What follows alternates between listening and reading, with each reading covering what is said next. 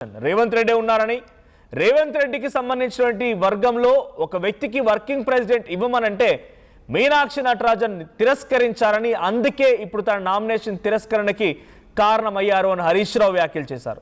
So Harish Rao వ్యాఖ్యలు నిజంగానే అనేక అనుమానాలు తావిస్తూ ఉన్నాయి.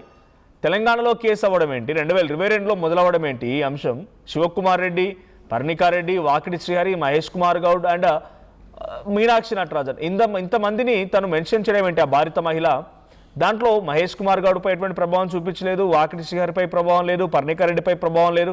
కానీ మధ్యప్రదేశ్లో రాజ్యసభ ఎన్నికల నామినేషన్ వేసినటువంటి మీనాక్షి నటరాజన్ పైన ఈ కేసు ప్రభావం చూపించి తన రాజ్యసభ సంబంధించిన వెళ్లాల్సినటువంటి ఆ ఒక్క మెట్టుని బ్రేక్ చేసి పూర్తిగా తనని డీలా పడేసింది. ఇది కాంగ్రెస్ పార్టీకే ఒక క్వశ్చన్ మార్క్. కాంగ్రెస్ పార్టీ యొక్క ఆలోచన తీరికి, కాంగ్రెస్ పార్టీ యొక్క హైప్కి ఒక బ్రేక్ పడినట్టు అనిపించింది. ఏంటి హరీష్ రావు అనుమానాలు నిజమేనా?